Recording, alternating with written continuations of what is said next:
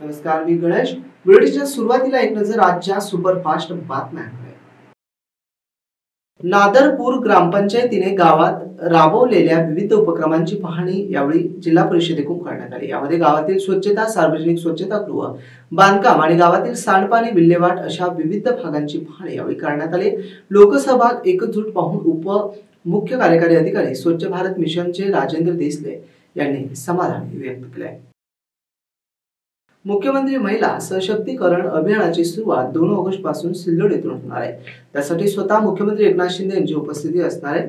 जिल्ह्यात पात्र महिलांपर्यंत शासकीय यंत्रणेच्या आणि योजनांचा लाभ पोहोचवून महिला सशक्तीकरणाचं काम ध्येय पूर्ण करावे असे निर्देश पवन आणि अल्पसंख्याक विकास मंत्री जिल्ह्याचे नवनिर्वाचित पालकमंत्री अब्दुल सत्तार यांनी यंत्रणेला दिले आहे. आई वडिलांची सेवा हीच ईश्वर सेवा असून आई वडिलांशिवाय या जगात तुम्हाला कोणीच आधार देऊ शकणार नाही. किती संकटे आली आणि तरी तुमच्या मागे उभे राहणारे दैवत म्हणजे आई वडील होय, असं मौलिक आशीर्वचन प्रसिद्ध कीर्तनकार हरिभक्त पारायण निवृत्ती महाराज देशमुख इंदुरकर यांनी दिले. प्रकाश आंबेडकरांची आरक्षण बचाव यात्रेला सुरुवात झाली आहे. यावरती मनोज जरांगे पाटलांनी आपली भूमिका स्पष्ट केली. नेमकं मनोज जरांगे काय म्हणाले बघूयात.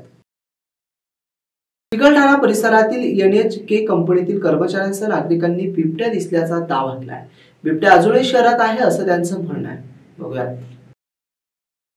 जायकवाडी धरणातून जायकवाडीत सोडण्यात आलेलं पाणी शुक्रवारी दुपारी 2 वाजताच दाखल झालं.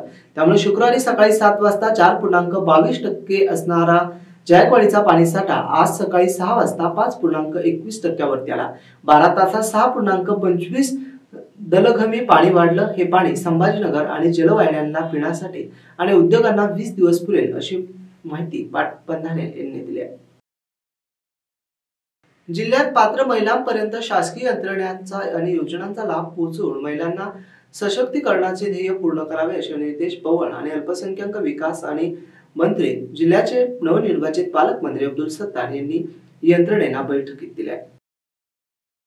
वाळूज परिसरातील नवीन शिवराई येथे एका धावत्या कारने अचानक पेट घेतल्याची घटना घडली. या घटनेत कारमध्ये असलेल्या 4 जण थोडक्यात बचावले असून मोठा अनर्थ टळला. कार पूर्णपणे जळून खाक झाली.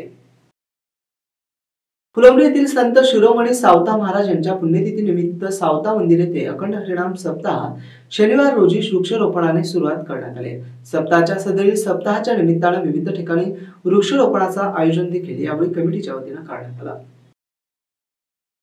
जालना विधानसभा मतदारसंघासाठी विद्यमान आमदार कैलास गोरट्याल यांनाच पुन्हा एकदा 2024च्या विधानसभेची उमेदवारी काँग्रेस पक्षाने जाहीर करावी अशी मागणी जालना जिल्हा काँग्रेस कमिटी अल्पसंख्याक विभागाने केली आहे.